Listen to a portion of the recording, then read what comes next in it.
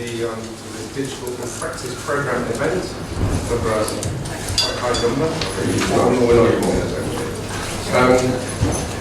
Thank you for joining us for a little over an hour. We're trying to close at 10. I'm John Higgins. You don't know me. My job this morning is simply to moderate this discussion to make sure you get something out of it, and also that you join in with your questions. If you don't volunteer with questions, I'll just pick on you. That's how it works. I hope you're all going to join in. We quite often hold these events under the Chatham House rule, but we won't this morning because really this is an opportunity for Andrew to share with this part of the world this excellent report that he's produced, and then for our other panelists and for you to ask questions about it and debate it. So keeping it somewhat quiet would seem to be very counterproductive. So we're going to, this will be entirely open. That doesn't mean that we're particularly planning to disseminate it in any special way, but it just means that we can if we choose. So today we'll be, as it were, on the record. After Andrew's giving, and I'll introduce him properly in a moment, but after he's given his, that's going to make a presentation to us, Andrew has given that presentation, we will get some reactions from our other panelists, and then we'll open it up for a wider discussion across the board. And as I say, we'll try and finish by 10 o'clock. Let me introduce the panelists. First of all, Andrew Crosby, who's the main event. I described him as putting the meat on the table, I suppose. Andrew he's the managing director at ICTSD, which is quite simple to say, the International Centre for Trade and Sustainable Development. And I guess you can give us a little bit more about the background of the organisation. It's a little bit that we need to know before you launch. I went not too much on that, but an American citizen living in Switzerland. I noticed in your past you were the founder of the first national daily journal on US politics. You would have been a Politico of its day. Yeah, exactly. It fed into Politico, in fact. It did it? One of the precursors. Yeah, I mean, that is quite something. First national daily on US politics, and look where we are today. And that was, well, you don't look that old. It was in the dark ages. In the dark ages, yeah. You used to type things on bits of paper, perhaps. But as I say, you'll tell us a little bit more about ICTSD in a moment there. And then I think we're going to turn to you, Nellie is standing in this morning, unfortunately, for your head of cabinet, who Maria can't be with us this morning due to personal reasons. But thank you very much for standing in. Nellie's from the cabinet. Cab Maelstrom sounds like a taxi person. I think we all know what that means. It doesn't say Uber or anything. That's very good. That's very good. And then Louisa Santos, thank you very much, Louisa, for joining us this morning from an organisation we love to work with in Digital Europe, Business Europe. Because increasingly we recognise that digital only makes sense in the context of what it's doing to the wider economy and society. So we are your slaves, Louisa. We are here to serve you, and it's great that you can be here this morning. So, Andrew, yes, let's get going. Put the meat on the table, and let's hear what you've got to say in this fascinating report. Thank you. So thank you. And you will have to use a mic because we're recording. Yeah, okay, great. Thank you, John, and thank you for the invitation to join you. I'm really happy to be here. As I was telling some people earlier, this is a fun conversation, and I'm hoping to inspire you as we go to talk about that and why it is so, and why it's important here and now. So I'm Andrew Crosby, as you said. I'm with ICTSD, the International Center for Trade and Sustainable Development. We started about 20 years ago. We're a nonpartisan organization that was instituted to advance sustainable development in the context of international trade and investment policy making. And so we work as a nonpartisan organization with a number of organizations, governments, NGOs, business, to try and identify where there are opportunities in governance to advance sustainable development. And this is one of them. So I'm here today to talk about our E15 initiative. And this is one of the initiatives that we've been undertaking for the last 6 years or so. And as those of you who follow trade may know, about 6 years ago, things slowed down dramatically at the WTO. But also at the same time, we saw this proliferation of agreements taking place all over the world, preferential agreements, bilateral agreements. And one of the major characteristics of those is that they were identifying areas that went beyond the WTO to address the specific interests of the trading partners. And so the system was really changing. And so when negotiations broke down at WTO, not only because it changed agenda and lack of agreement, the other major casualty there was that there was no venue to discuss what the future was going to look like. And the E15 was instituted to do that, to ask what are the issues of the future and what are the kinds of policy options that we need to pursue in order to get to those issues. What can we put on the table that's of use when policymakers can come back to those questions? So E15 was convened with the World Economic Forum. We met over a period of about 4 years, involving over 350 experts, 16 knowledge partners, and we met in a rather collegial way. So what happened was that these different groups, and I'll show you what the groups are in a second, different groups would meet, and these involved people from former policymakers, experts, academics, business people, so definitely people here in the room. PayPal, for example, participated, I think Nicholas participated as well, and IBM, some others. So we brought a very collegial approach to generating what the future would look like and what kinds of policy options you could generate in that context as a way of sort of seeding the future. So just to give you a flavor of the kinds of groups that we convened, these are all of the E15 groups. What I did was I highlighted, of course, the digital economy that we're speaking about today, but also a number of others like services, innovation, regulatory coherence. These were all separate groups. These all relate to digital as well. So one of the interesting parts about what we're doing, and we've done now, we released the policy options in Davos back in early 2016. Part of the story now is how do we start blending these things together? These aren't off the shelf, plug it in and let's start moving them options. These options are about dialogue, combination, understanding market realities, and then moving them where policy is being made. So in case, I've handed out a number of them, but I haven't handed out all of them. Some of you have these publications on your chairs. Number 5 is digital. They're all available on our website, of course. And there are over almost 400 publications now, and so there's a mass of them. The reading behind the policy options is fascinating, and I recommend it to you. This is just to show you that there's a way to navigate these 400 or so you can click around the circle here on the website and see cross-cutting issues and identify the things that are particularly interesting to you. And I think for those of you particularly who are working deeply on these subjects, look at the background reading. It's really relevant to you. And it shows some of the thinking, and you can validate it or not, depending on your own perspective. So look, there's why are we here? So I think there's a fantastic reason to be here. So there's different models. Different countries and industries are coming about these discussions in different ways. And I think Europe and European business in particular will be very influential there. And there is a question of how Europe wants to see the system develop. And the Chinese have a view of that, and the Americans have a view of that.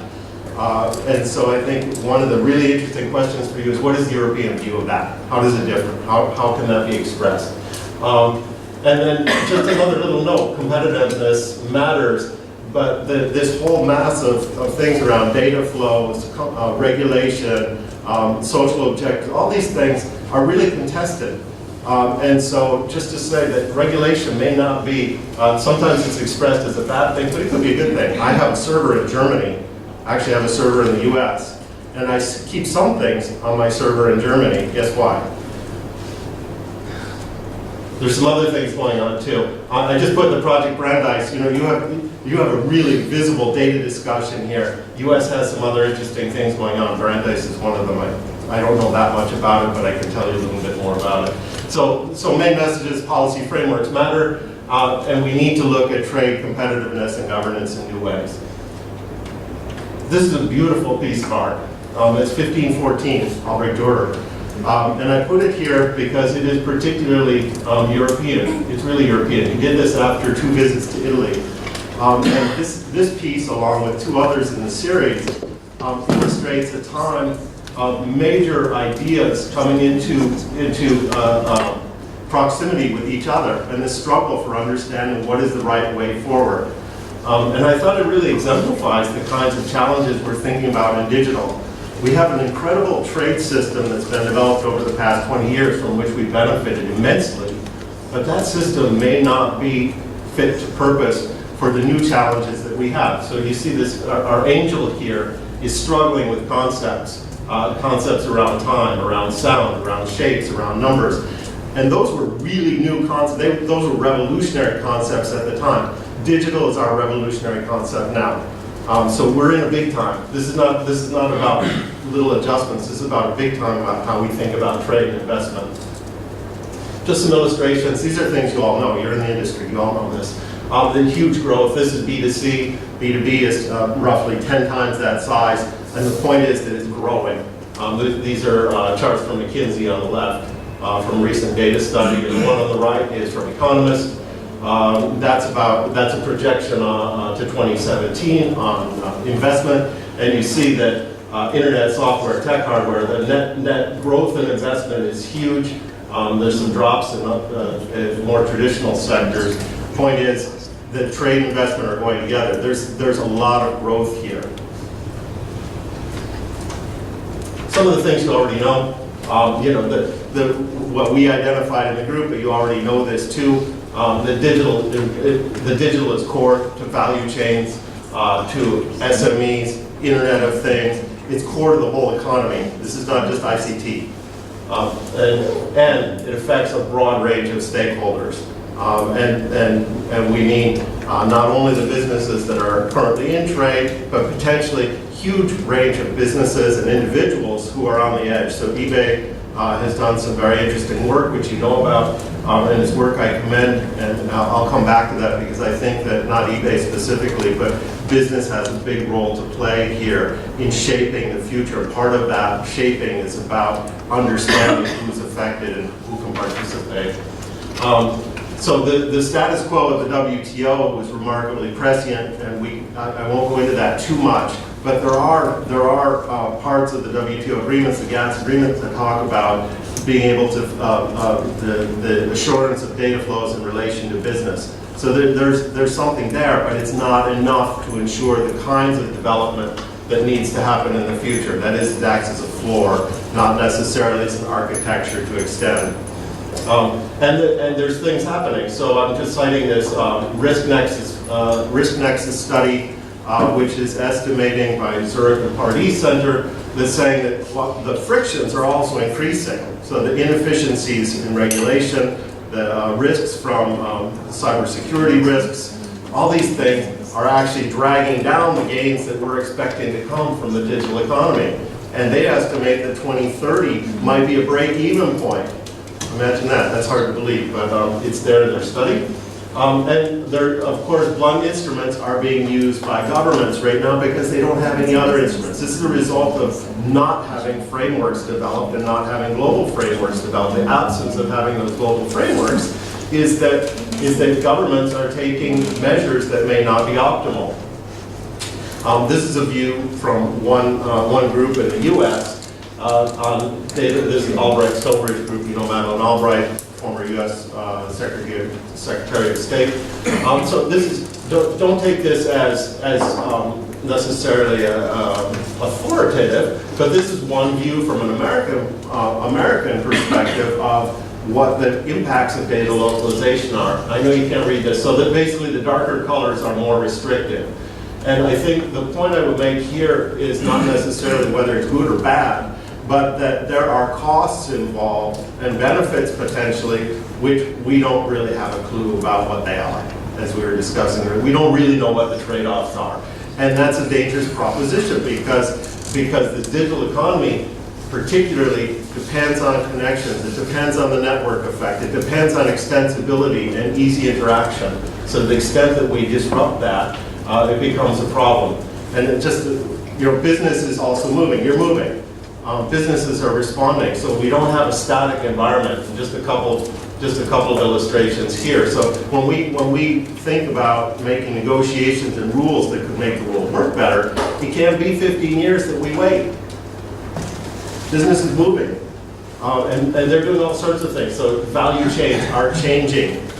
So they're not a fixed reality. The way they work is changing. Businesses are taking new strategies. I don't need to go through all of this.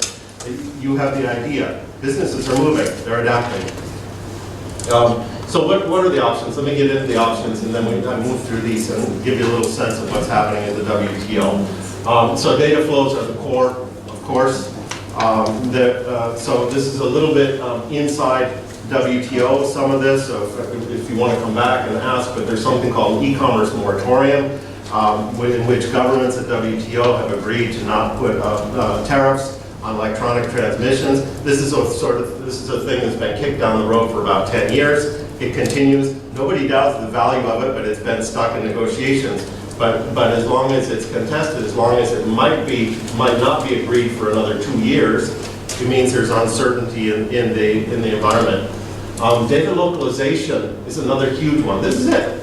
I mean, if data can't flow, digital doesn't work.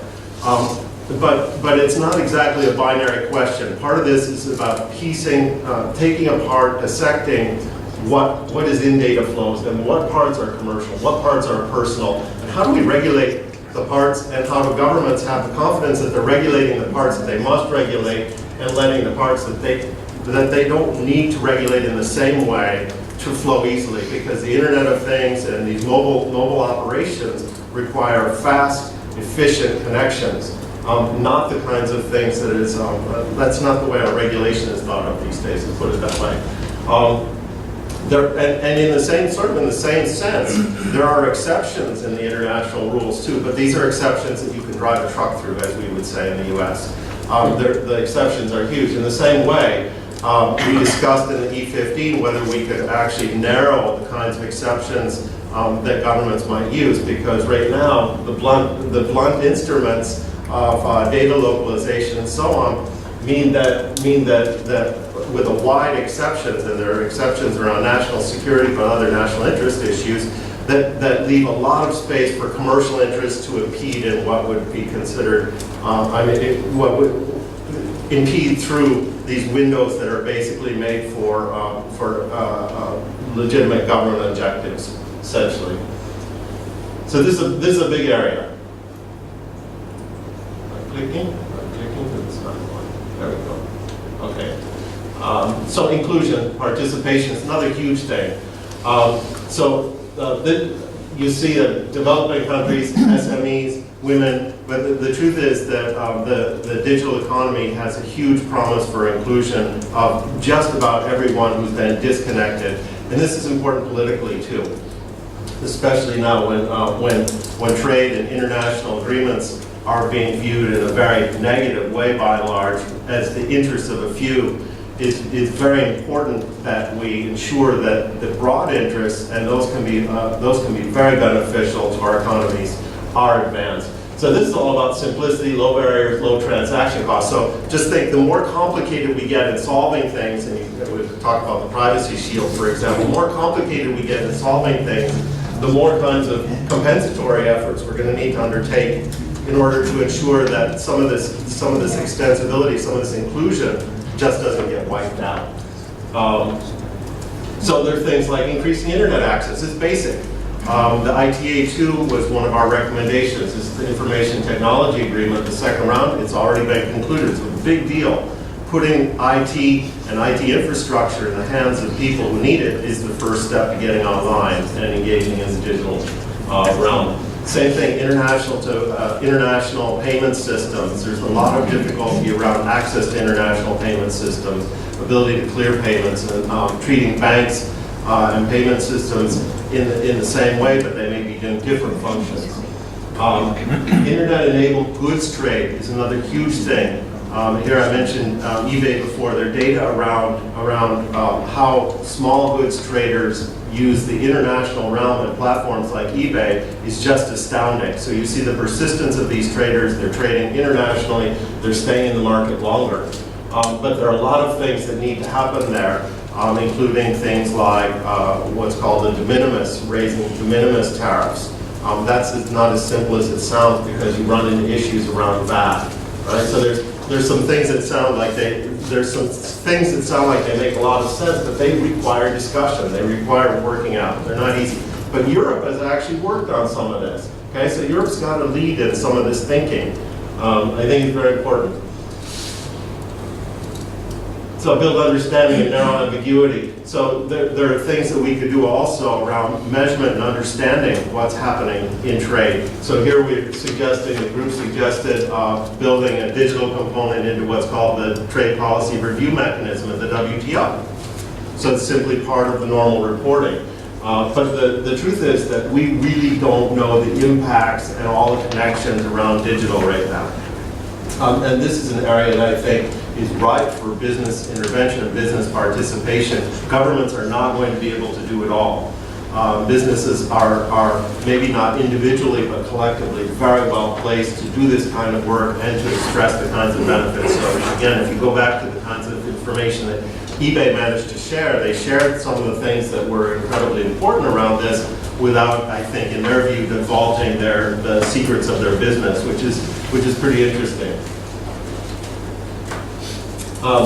So what's happening in the negotiations, and I'm almost ready to close here, but so a lot of this is getting solved right now through the preferential agreements, mega-regional agreements. You can think of TISA, TTIP, TPP, and that's not all bad because without these agreements, there's really no forum to have a discussion. So the negotiators in these agreements, including Europe, are working hard to understand what the right frameworks are. They're actually doing the hard work when you get down to negotiate. They're doing the hard work of understanding what the impacts of the measures will be. And that's also useful because it provides this external pressure for broader discussion because countries are also asking, so what happens if we're left out? What kinds of impacts are we subject to? How do we get in? What does that look like for our development? So the logic of the mega-regionals makes sense to start with, but it does not necessarily make sense in the long run. And I think this is really important. In the long run, we depend on digital and the scale effects of digital and the interconnectivity to generate the benefits. And so to the extent that our system becomes this broken up system, it's going to be less and less efficient. So some of that agreement, maybe not at the same level of ambition of a TTIP or a TPP, but some of that needs to come back as principles, global principles on which a broad range of countries can depend, and which helps essentially raise the floor for the way that negotiations take effect and the way that trade is conducted globally. That may not mean specific commitments, it may mean principles, but these are very, very important. So what's happening at the WTO? Some of this activity has helped shape the discussion and push things ahead at WTO. So right now, today, we're seeing a lot of movement there. So some of you may know that we had a ministerial conference in Nairobi. That ministerial conference helped to break some of the logjam, let's say, around potential new issues going forward. And that's been very productive. So now at WTO, there are some incipient discussions around digital again, including the structure of the discussion, which sounds trivial, except that the structure of the discussion at WTO was quite a convoluted one that really had, it was sort of like a body with no legs. So it had reporting into the different councils, but it didn't have any way to move through the membership. And some of the members are starting to move again, a group of countries called the MICTAs, MIKTA, are holding a seminar in 2 weeks to discuss with the whole membership what the potential around digital is. Some of the members have now started drafting new proposals in. So these are positive things. The WTO is on this two-track mentality though. So it's still, there's a high demand for producing something in 2017. And one of the dangers there is that this discussion gets shaped by a 2017 WTO mentality. That's been the mentality for most of the last 20 years. WTO was instituted to set the rules for global trade. And by the way, they would have negotiations. So there's a dual function there. And one of the things that we need to be careful of is that the two discussions can go together, but the larger discussion is really the one that counts a lot in terms of setting the global framework, that larger, longer-term discussion. Confidence building and standstill may be part of the key. I'm just pointing out the e-commerce moratorium started somewhere. Public stockholding is something in agriculture. There are things that can be done in WTO that are not a final conclusive agreement, but which can be extraordinarily useful. And a TFA, that's a trade facilitation agreement, is an agreement that was signed, is actually just being concluded now. It just has the number of signatories that it needs. The trade facilitation agreement, aid for trade, these are areas that can help a lot in terms of getting countries up to speed and supporting the development of digital. So here's some ingredients for the long run. I won't go through all of them. Most of them I just mentioned. There's a nearly universal agreement, I think, that development and inclusion needs to be a big part of this. There's a lot of agreement that we need to start sorting out the different pieces around what is inside data flows, what's in the exception. So there's a lot of work to be done, and that having that discussion is a fruitful thing to do. Generating data and understanding what's happening in the field is extraordinarily important. I think you all have a role there. So let me stop there. Well, thank you very much, Andrew. Just either immediately now or maybe reflect on it. Out of all those things, what are the 2 or 3 areas that you think are most ripe for discussion with the European audience? You know, which of those themes do you want to explore more with us? Because there's a lot, there's a lot in there. You know, right back to the very beginning of where you set the scene with the different the approaches that are led from different perspectives, whether it's very Chinese government-led or American business-led. It's interesting, I saw an analysis recently that actually said there isn't one American model at all. There's a quite different West Coast model and East Coast model. One's very sort of cool tech-led and one is very old-fashioned money-led, you know. So, I mean, so be thinking maybe about where you would like to direct our discussions, if you will, if you wish. Anyway, so do you want to do that and reflect on it, and we'll carry on with the following, give you time to think about that. Of course, maybe that's what you're going to do for us now. You'll say, well, out of all that, I think these are the 3 things. Thank you very much for the possibility and to speak today. I speak obviously on behalf of Mandos Amos. And indeed, I mean, it is quite a canvas you laid out for us. Now, obviously, digital trade is a key pillar, or a key pillar at least in our trade strategy. And we are obviously now working hard to see how to translate this into the various negotiations at various levels, bilateral, multilateral. So this is clearly an important theme. If you ask about the ambition level is set out in the trade war communication from October last year. So indeed, I mean, we are quite conscious that we are living in an era where everything is changing, and therein lies obviously the challenge of trying to make sense of it and trying to negotiate it. There are big opportunities at stake, obviously, including for European companies, big and small, for consumers. And what we noted is that digital economy continued to grow even during the crisis, and this year it's going to, well, it's expected to reach 5.7% of GDP. So it's up from 3.8 in 2010. So there is clear growth. And the EU is the world's leading exporter of digitally deliverable services. So facilitation of data flows is crucial in this regard for a variety of sectors. Obviously financial services, but also we can think about transport, automotive, trucks, and then e-commerce transactions, which typically require transfer of data. Now, as I was saying, data flows are somehow a backbone of global value chains. UNCTAD has estimated back in 2013 already that it's about roughly 80% of the value. So that this is something that our companies obviously need to embrace. They need to transfer data, but very often, obviously, there are restrictions, there are barriers, and then this is our job through our trade policy to try to address these restrictions.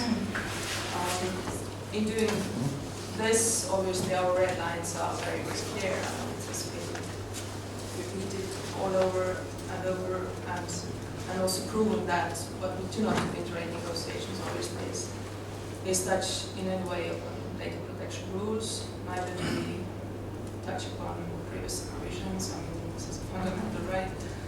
So these things are not negotiable, and they will stay outside the trade field. But there is a recognition that data is such an important part of the economy, so this needs to be addressed. Obviously, digital trade is broader than e-commerce or data flows. From our point of view, what concerns trade negotiations, a very important area is also telecommunications, because we see this as an enabler, and it is really a key offensive interest in many negotiations the EU has held or is engaged in. And another area that is gaining importance, I would say, is to also ensure that there is trust in digital economy and digital trade.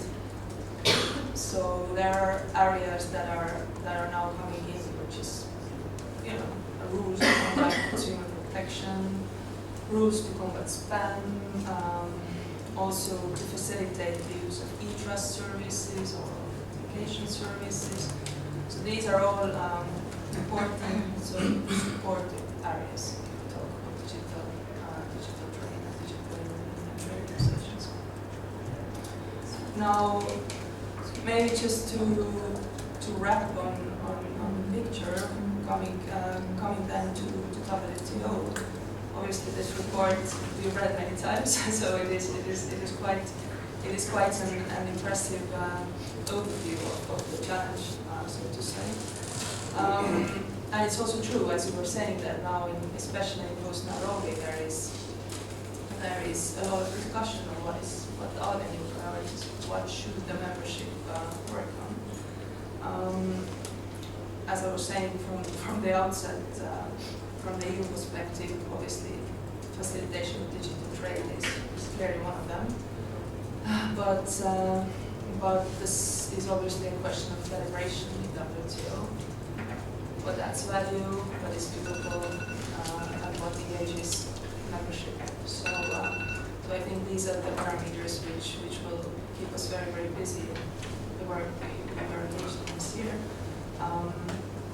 But clearly, I mean, as you were also implying, that it's also the role of the industry is to reach out. I mean, you're represented here from many global companies as well. I think this is now a global endeavor that we need to find as many like-minded partners and friends as possible. Thank you. Thank you very much, Dylan.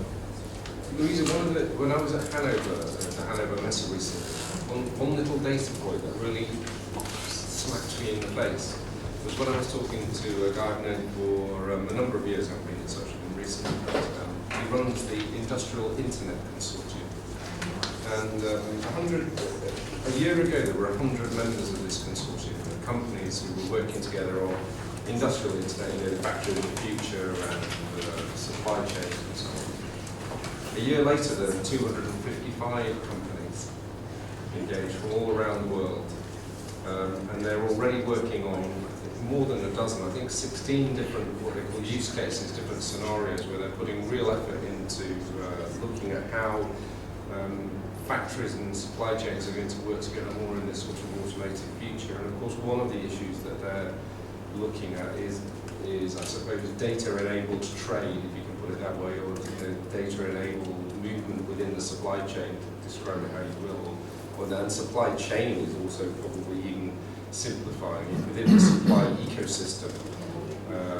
So if a year ago we were thinking mostly about digital-enabled e-commerce, if you want to describe it that way, now we're sort of, a year later, a massive increase in the number of companies looking at the realities of the sort of automated factory with all the supporting data flows. So your members must be really struggling with this new world in which they find themselves.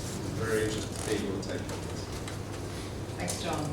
Good morning to everyone. Well, indeed, it is an interesting theme, and I'm very happy to be here today because we have been discussing a lot in Business Europe the advantage of the digital economy, but very much in the context of deepening the single market as well.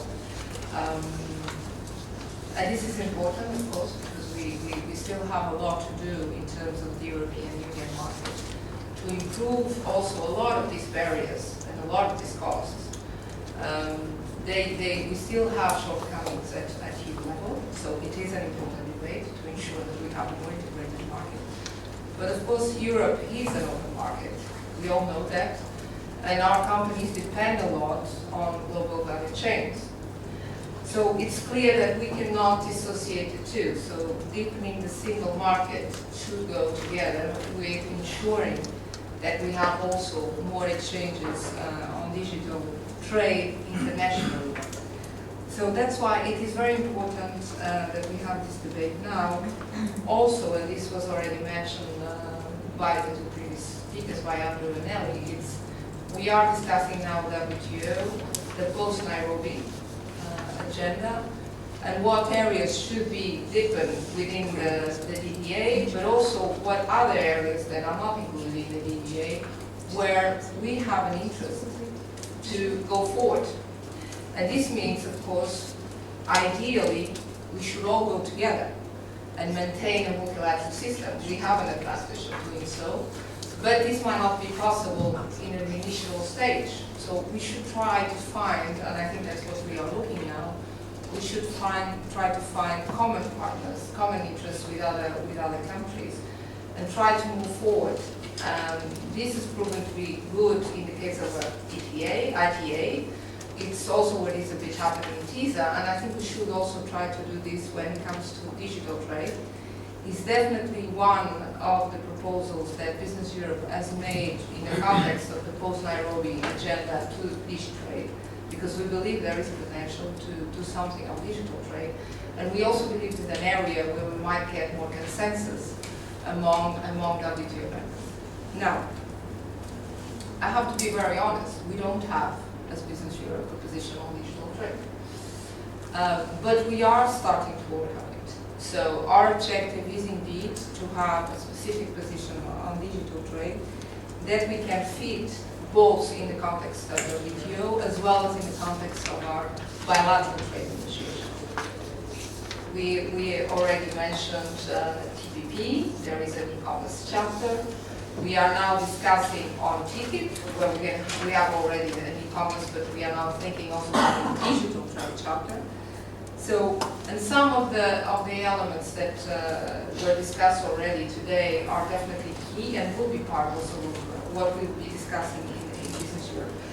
But At the beginning, John mentioned an important thing. He said, we are your slaves. Well, indeed, I mean, the traditional sectors depend a lot on the digital. And just to give you some numbers, I mean, I'm not going very far on this, but the positive impact of the digital in traditional sectors could be 1.25 trillion euros by 2025 if we have a successful digital transformation of the traditional sectors. If we don't, the impact might be minus 600 billion euros. So there is definitely, in the way we do this, there is definitely an impact, not only on ICT or the new sectors, but also on the traditional ones. And then another point that is very important is, of course, because this is such an important sector, such a strategic sector in terms of the economy. As you can see, this is just EU numbers, but you can consider also the major impact it has on economies like the US, like China, like Japan, or whatsoever. It is also an area where we see more and more governments regulating.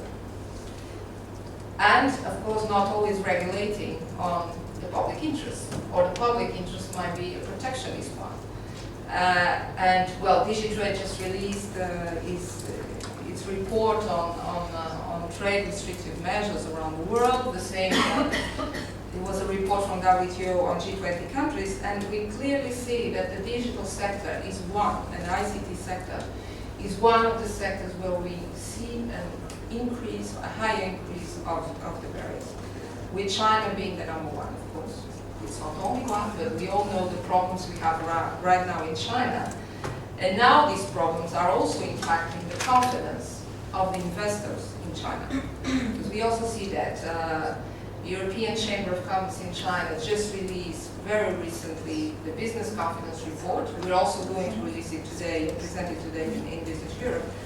And we see that one of the major elements that is having a negative impact on the confidence of European investors in China is precisely the restrictions the Chinese government is putting on internet and digital trade. So we have to do something clearly also to address this kind of protectionist trend. Because if we continue to have each country regulating on its own or imposing its own standards, we risk what Andrew mentioned, is that at the end the costs outweigh the gains. And this is what we don't want in the future. So it's urgent that we act, and we act now. Definitely, I would say that we can build on what exists and what we are negotiating in the case of the EU with TTIP and also with Japan. I think this is also, the G7 is also a good platform to discuss this topic because, well, we just had the recent G7 meeting summit in Japan, and definitely this is an area where we share common interests as business, because we had also a meeting of the B7, the business community of the G7 countries, and the Internet of Things and the digital economy is a top in terms of priority and the impact also on trade.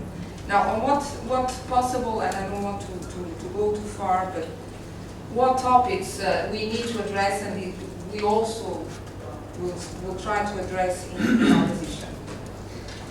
It's clear we have to make a balance between data flow and protection of privacy, and that is not a very easy exercise. I would say that's a critical exercise, but it's the most difficult one.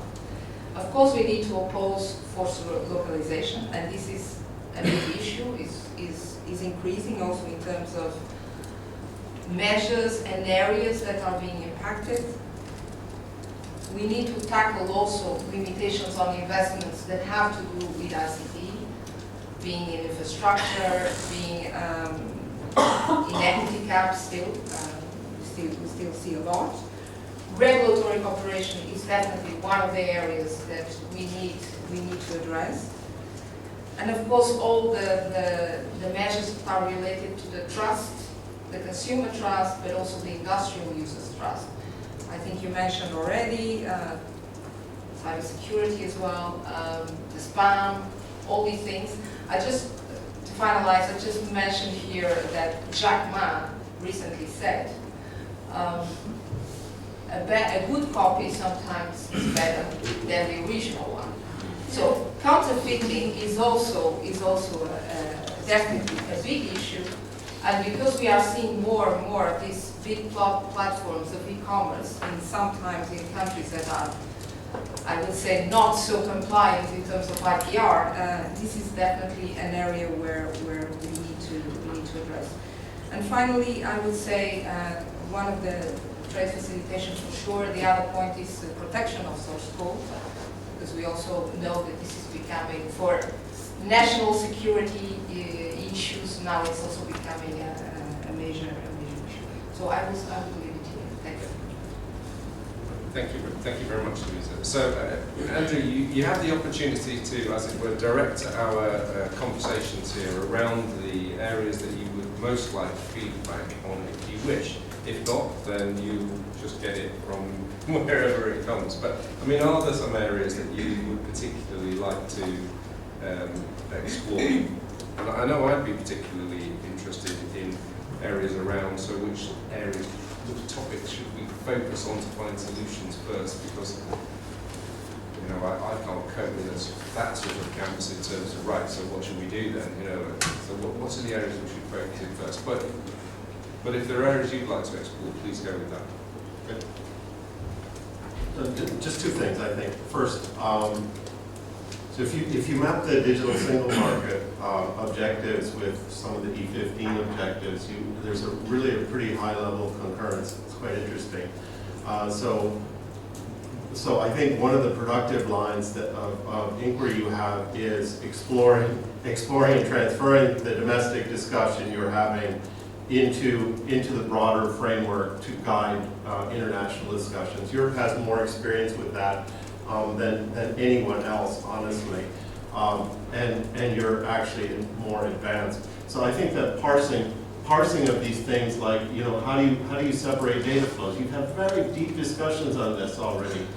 Bringing that, now I'm not saying it's a perfect solution, but how are we going to take these things apart so that we don't have the kinds of things that Lisa's talking about, some of the kinds of barriers? We need to find ways through that. So for me, that's a really productive discussion area. And then what happens at the WTO versus the other venues is another interesting one, because I think the level, the scope for movement at WTO is not very large, but it's extraordinarily important, whereas the scope for movement in other venues is quite large. And so I think that understanding where you see your possibilities in those two contexts would be quite interesting as well. So if I've understood that correctly, it's sort of what have we learned in Europe already from these discussions that we could scale up to this larger debate, and which fora are most productive for what? Is that a fair way of expressing it? I mean, I don't know if Louisa, you'd like to respond to, and give a quick response to those questions, you know, like what we learned, that we, which of the scars, if there are any scars that you have on your back have been the ones that have provided the most rewards, and is that something you want to have a go at? I think I would simply say at this stage that we tried precisely to sketch out the ambition of the strategic approach in the communication last October. But it's true, things are moving with such a speed that we all need to learn and evolve. So I think I will leave it at that. Lisa, any immediate reactions? No, I mean, yeah, we learn, but we are still learning on the single market. So we still need to implement a lot of the communications and a lot of actions that we are discussing at EU level. And again, I think we should not be dissociated with international. So it's definitely, this should go hand in hand. Are we going to do it? Because we also see a number of discussions, even in Europe, that are going in the sense of more protectionism, more protectionist approach. So I think that's also the challenge that we have in a number of these important countries, because I mean, we have been champions in Europe and also in the US and Japan of free trade, but with the current debates, how much of this will impact also the discussions on digital, because clearly one of the areas where we see more of this tendency of protection is on digital, and with let's say national security or data privacy or whatever. I mean, the framework is different, but sometimes this goes into a very extremist direction, and this is something we need to take care of. Manuel still. Manuel, are you in the back of the room? Or I'm not sure how we're going to record your comments. So are you just going to want to leave one of these microphones on and hope that we'll pick up some comments? I have one here. Oh, you have one? Yeah. A big one, unfortunately. So, who would like to respond, comment, give some contribution? Usual thing, introduce yourself, as you know. Yeah. So good morning. My name is Mark van der Ham. I work for. Stop, fine. We're not going to throw it at you. Thank you for that. This is interesting. So my name is Mark van der Ham. I work for Google here in Brussels on our digital trade policy. We work through our team in DC on this report as well. So much of it, I think, is very much in line with our thinking around digital trade. I think I'm going to start with commending the cabinet of the commissioner, because they've been really hard in pushing the external dimension of the DSM discussion in Brussels. I think we all know that it's not always easy, even aside from issues around privacy. I think ways we look at balanced intermediary liability protections or maybe reform of copyright, I think those questions will also be addressed on a global stage. When it comes to data protection, I think it's very clear that, and I can say that on the record, Google doesn't believe that we should address data protection issues in trade agreements. In particular, when it comes to TTIP, so to say, we have worked together with European companies on getting a general data protection regulation that will enter into force in the coming 2 years. There are negotiations on going on a privacy shield. So I think it's only fair to say that if the US and the EU have found a way of dealing with data protection and privacy in digital trade bilaterally, we hope that third countries won't get a pass from the EU, so to say. So I think that's even from an economic point of view, probably not a smart thing to encourage. I have a question to Ms. Eichhorn, because we usually talk around TTIP and TISA. But if, let's say, I would look at it from a more political perspective, and we're almost half-term when it comes to this commission. And if I look at the legacy of the commissioner, maybe a bit early, but I would actually start focusing on some of the bilateral trade agreements to see if there are some digital trade disciplines that can be included there. So to what extent do you address these issues, let's say in EU-Japan, or perhaps in the EU, Australia, New Zealand mandate that you're trying to get? So just to make a marker, because I see that the EU is willing to include these principles on the multilateral level, but it's difficult. So how do you actually show the world the willingness that the EU is indeed committed by maybe making a bit more progress on the bilateral stage? And then finally, for Mr. Crosby, a lot of discussions in this time around legislation and DSM focus on how legislation always is 100 steps behind. How do we make sure that there are principles at the WTO or at the global level that that are not 100 steps behind? Because we see digital technologies innovating so rapidly. I was in Zurich last week where the training from our engineers on machine learning, robotics, autonomous driving. I mean, these are issues that we only read about in the newspaper, but that are actually real as well. So how can we get past sort of the discussions around data flows and data localization and focus on the issues that will really add value in the next 10 to 15 years of the economy? Sorry for being so long. Okay. Just, who else wants to come in at the back? So pass the microphone here, or just one at the front. I'm just trying to save you out legs. Come back. To go from BT, Mark actually mentioned also EU Japan, because when I read was the other day that the potential is actually higher for EU Japan than EU TTIP. That's very important topic. I'd like to make a link between data flow and telecommunications, because Nele mentioned that for the Commission or the EU, telecommunications is a key offensive interest in trade agreements. And then also, John, you talked about the digital data-enabled supply chain and digitally data-enabled trade. There was a report also by WTO recently talking about e-commerce and data, and highlighting that the majority of that data flow is actually intra-corporate.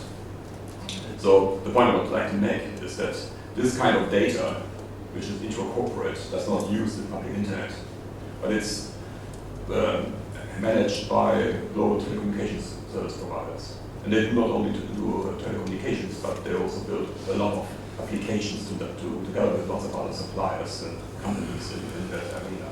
But it runs over a secure private network, and that's why it's very important that also to facilitate all those global trade, that the providers in this for this kind of managed network services have a level playing field, and that because there are not all the markets around the world, including also developed countries and emerging markets, really embrace competition in that sector. Thank you. Thank you very much. And Katie would like our portable microphone. Thanks, Leah. Thanks, John. Just first, Nikos from IBM, and good to see Andrew. Enjoyed the time working with him as an E15 expert. I'd just like to build on what Mark said.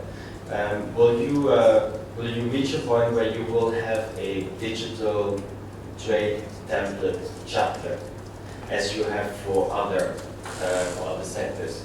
I mean, the US now has a template with the TPP e-commerce chapter. Will you, in your work, the work that you have done, DSAN and TTIP, and looking at TPP, have a template chapter that you will be able to include in all of those other agreements? And obviously, you need to make some adjustments at why, depending on the partner. But will you have that template? Louisa, maybe you could share with us the discussions you're having with the membership within Business Europe on the understanding of digital trade, because as we embarked on this several years ago, we realized that there was a lack of understanding of what digital trade really means. I mean, we're fortunate that now we have a bunch of studies that somehow quantify this. We have stories that explain it. But there's also a lot of focus on digital trade being data flows, and you mentioned it's much more than that. It's localization, it is source code, it is regulatory cooperation, etc. So maybe if you could share with us some of your of the discussions within the membership on the understanding of what digital trade really means. Thank you. Okay. So yeah, we'll take one more comment. All right. You're all okay, but.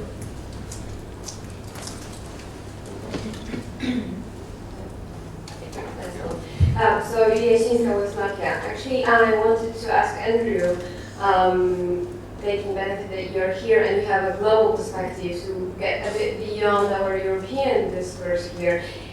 We know and we follow quite well what Europe is planning and is able to do in terms of digital. We are also looking after our key partner here, the United States, and their trade policy in digital.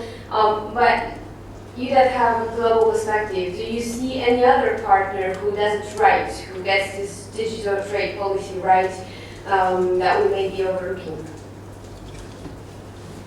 Okay, thank you very much. We've got about 10 minutes left, so just be aware of that, panelists, when you're responding. We'll allow you to respond to some of these. Andrew, do you want to go first? So Mark, yeah, thank you. So how do you keep the thing going? at WTO, so it's not horribly far behind. It's a good question, because right now it is horribly far behind. So obviously, just simple steps. First, you have to have a discussion. There has to be a recognition, but I think part of that recognition is that the world is moving. Meaning that one of the lines I had up there is you can't wait another 15 years. If you wait another 15 years, the world has changed again. So having that discussion and having it in the context of the knowledge of the types of change that's happening, it needs to be an interest-based discussion, not a position-based discussion. So we need to push for an interest-based discussion at WTO. Part of that needs to be also on that second track I'm talking about, a large part of it, which is what are the principles necessary for the world? Because the specificities are going to get worked out in the bilaterals, in the preferential agreements, where the individual partners are really going to have specific details and specific ways of interacting with their partners. So that discussion at the WTO needs to be principle-based, and there are a number of places that it can be, right? So it can be in a number of the agreements there, in the GATS, it can be in the TBT. There are a bunch of areas where there are mandates already to understand the dynamics in the field and to frame forthcoming disciplines, even if they don't negotiate the disciplines. That would be extremely useful to have that discussion. Let me move on to the next question, sorry. And so who else, I think this is a case of who else has interest in this field. So we know the MICTAs, which I mentioned, which are Mexico, Indonesia, Korea, Turkey, Australia. They have enough interest to actually convene a discussion of the WTO membership on their own initiative. That means it's not a general council discussion, it's a membership discussion. And so if you look at the countries that are not deeply integrated already into preferential agreements, if you look at those that are already working in value chains particularly, they have a lot of interest. The ones who also have interest as well. So I think you're asking two questions. One is who are natural partners. So those are some natural partners. The G20 are natural partners, I would say, by and large. But there's also a number of countries, a large group of countries that ought to have interest in global rules. And I would say most of Africa is included there, where the risks of exclusion are really significant. If we look at what's happening in value chains of reshoring, insourcing, all these trends are going to make it more and more difficult if you're not, if what's happening in manufacturing is that it's moving closer to consumption, and so you're in a region that's not a high consuming region, where does that lead you? And I think that's a terribly important question if we have a commitment to sustainable development, global sustainable development. Okay. Louisa, would you like to? Well, I don't, on Nicholas' question on the way we see the debate in Business Europe, well, I think most of our members are still struggling to find a position on the topic. We have one of our members who positioned a position paper, that's the French MEDEF. But we have an important member of BDI who's now working as well on the topic. So there is still, I would say, very much preliminary research on this topic. As I said, we've been very much focusing on the internal part and less on the external dimension. So the way we plan to do is basically we are going to kick off the discussions ourselves with a proposal, and then we will see what that will take us. I would say that some members are already in the debate, others are still very far from it. So I think it's also one of the objectives is a bit to be constructive and to try also to promote the debate at the membership level. But of course the companies will be involved in the debate for sure. Are you getting to the point where at least there's a consensus among the members as to what digital trade means? I'm not sure we are there yet.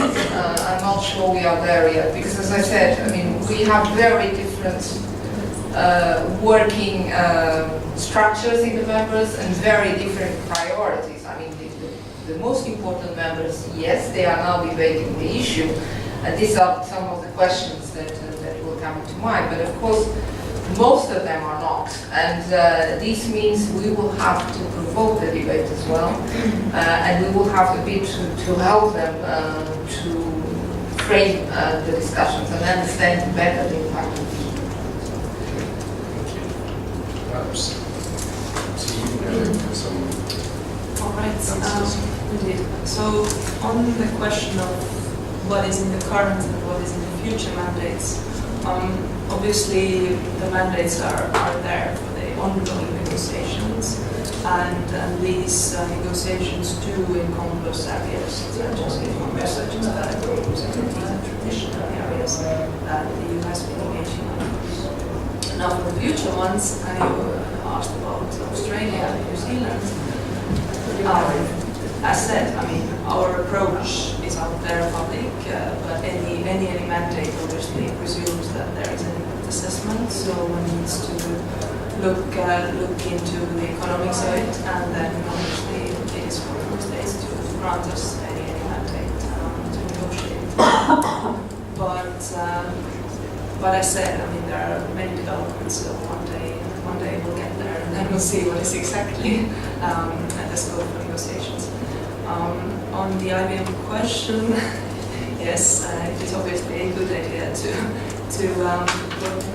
have a digital trade focus negotiations. As said, we've had that focus. The chapter as such, I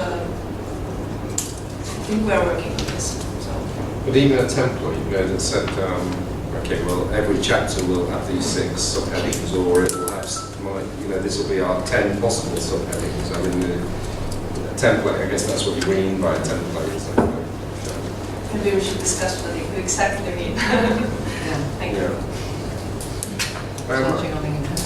I'd be quite interested, Andrew, to come back to the principles and this sort of how do you ensure the principles aren't behind. But how would you? So if we said to you, okay, come back in 3 months' time with a set of principles, what would they look like, and how would that be possible? I mean, just tell us a little bit about that. It would be possible. I don't know.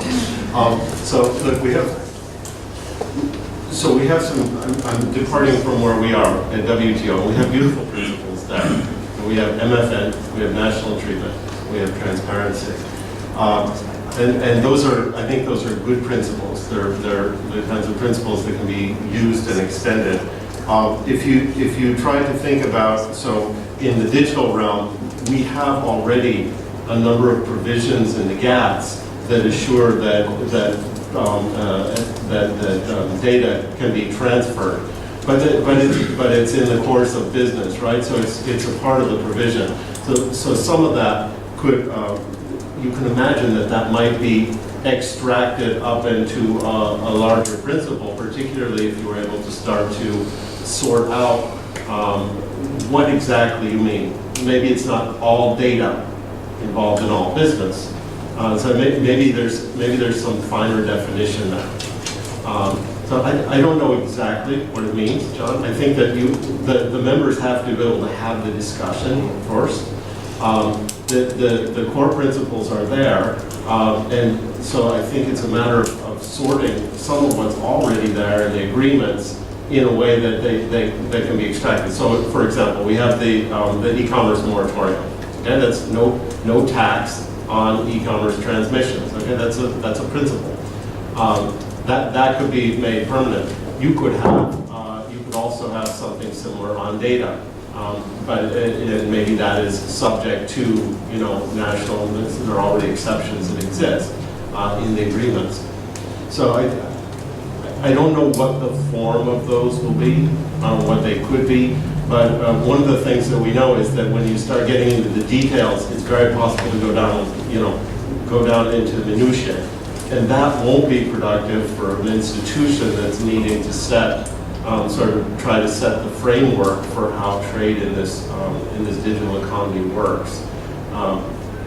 So I think that's probably the best I can say right now. I don't know exactly what they will be, but we can go back. There's some very hot discussions around things like encryption, which is clearly a major issue. Whether we can extract any principles around that, I don't know, but it's something that's going to have to come because it's already coming in the preferential agreements. It means that it's, in some ways it's going to be solved by default, or we're going to generate some larger understanding of what countries are trying to achieve there and how far they're willing to go. What are the principles of, in that case, security of trade, right? Security of communications, security of business models. So maybe that's the kind of principle you need to come up into, which is what is it that businesses need to achieve without actually specifying the way that it's going to happen. Maybe just a last thought from me is don't be too enthusiastic about following our DSM to the nth degree of detail, because I think the goals of the DSM are absolutely laudable. The principles, I think, we have felt are a little bit lacking at times. I mean, they would have been quite helpful at the beginning to have said nothing in the DSM will be protectionist, nothing will be about protecting existing industries from the inevitable winds of change. And of course, what always happens with such initiatives, particularly when there are so few, because there aren't that many initiatives, as it were, there are only 10 priorities for this Commission. What happens is people see these initiatives as opportunities to load on their particular hobby horse, or or their particular carriage onto the train, because there aren't many trains leaving the station. So I think the DSM objective, perfectly good, but when you measure some of the specific initiatives against the objective, like jobs and growth, it's quite hard to make the link. Rather, you think, well, this is solving another problem that I'm not sure we've really got, but anyway, somebody's hooked it on the train. So be careful about sort of thinking that all the DSM proposals match the DSM problems, because I'm convinced that they do. So, with that 10:02, I think we're not. That's not too bad. That's within our sort of margin of error. I'd like to ask you, if you would, to join me in thanking the panelists this morning, and thank you for attending as well.